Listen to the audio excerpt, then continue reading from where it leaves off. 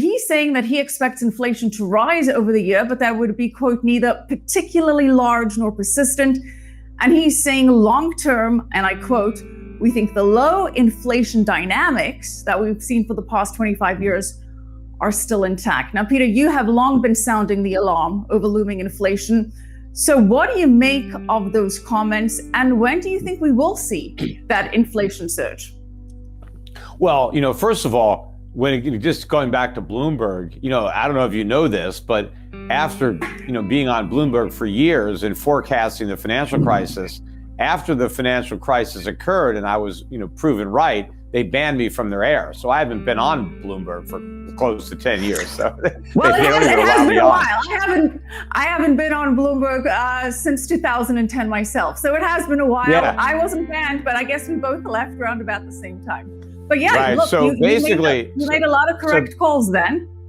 Right, and the Bloomberg audience is not getting the benefit of hearing my calls now because Bloomberg itself doesn't want to enable that. But the Kitco audience is.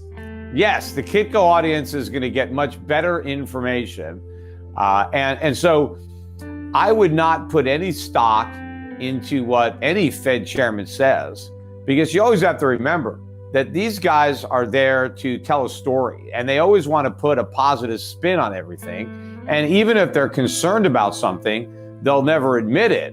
Like when Ben Bernanke was at the Fed telling everybody not to worry about the mortgage market, subprime was contained. He later admitted in an interview after he was no longer Fed chair that he didn't really believe that. He was just simply trying to advance the administration's view that everything was great. And so he couldn't really speak his mind. He kind of had to act as if he was part of the Bush administration, which I thought was a very telling admission that not many people picked up on. But I think Janet Yellen, or now Jerome Powell rather at Fed, Yellen's at Treasury, but I think Powell also fancies himself part of that Biden administration. And so he wants to say positive things. He can't say, I think we're going to have really high inflation, because then, what is the Fed going to do about it? Well, you better raise interest rates. You better shrink your money supply. You better stop financing all these stimulus bills. So in order to validate their easy money policy, Powell basically has to say that any increases that we experience in consumer prices are just a temporary aberration. It's transitory and don't worry about it. But I don't think that's the case at all. I think that what we're seeing now is the beginning of a very, very big acceleration in U.S. Consumer prices.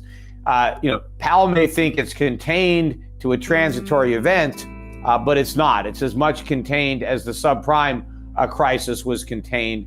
And I think the low inflation that we've enjoyed over the last 20, 25 years, I think a lot of that is through sleight of hand. I think that the CPI has actually gone, has not really reflected the extent to which prices have gone up. So I think we're understating the increase in consumer prices. But I think a lot of the temporary factors that were kind of mitigating the increases, because America was able to run these huge trade deficits. We were able to export our dollars to countries like China, and China would warehouse the dollars, recycle them into U.S. treasuries, and then replace them with consumer goods. The Chinese were producing all these low-cost consumer goods for Americans to buy, and the rest of the world was helping out. And so these factors were mitigating consumer prices, plus a lot of the liquidity, the inflation that the Fed was creating, it went into the stock market, it went into the real estate market, into the cryptocurrency market, into the bond market. So I think a lot of these bubbles, as they deflate, the money is ultimately going to go into consumer prices, commodities, and things like that. And so we're about to see a tsunami of inflation. And whether the Fed is oblivious to it or just lying about it, there's no way to know. Well, speaking of CPI, again, harking back to my past, I recall one of your very colorful analogies that stuck with me, and you said that having the government control the CPI data is like having the mob give a report on crime. So very effective messaging there, certainly gets the point across. So given we can't really trust the government with regards to the accuracy of where inflation is, and where consumer prices are really headed. What do you use to make your assessment to figure out what the real rate of inflation is? And you say we're headed for a tsunami of inflation. When? I mean, that is the big question, Peter. When? Yeah, well, in my mind, I think it's already started. I mean, you could look at some of these price increases and they're very spectacular. And, they're just starting to work their way through the system.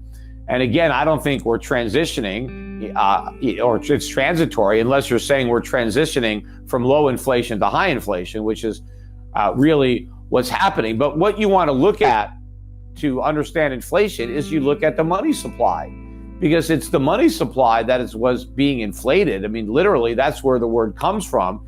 Inflation is to expand. You inflate, right? When something is inflated, it expands. Prices don't expand. They go up, they go down, but they don't expand. It's money supply that expands. And we have the most expansionary monetary policy in U.S. history. And no other era is even close to what we're doing right now. So this is massive inflation. And so to expect that prices are not going to respond by rising is ridiculous. But then you also have to look at the supply side of the equation, because as the Federal Reserve is dumping all this newly printed money onto the economy, there's actually less stuff for people to buy, because more and more people who used to be engaged in productive activities, whether they were producing goods or providing services, a lot of these people are now sitting at home collecting these government checks. So we're creating more money to buy goods, but we're producing fewer goods to buy. And so how could prices not go way up? I mean, anybody who doesn't think that prices are going to go way up, I mean, just not only don't they understand basic economics, they just don't even have any common sense. Well, Peter, to your point, a lot of people sitting at home collecting unemployment benefits that pay them a lot better than their actual jobs. And of course, we've also got the highest excess savings in U.S. households that we've ever had. There's about $1.6 trillion in excess savings, U.S. savings at multi-year highs. So what happens when the economy is fully opened and all of that pent-up demand is released? I mean, to your point, more money chasing fewer goods. So is that when you expect the surge, when we have full economic opening?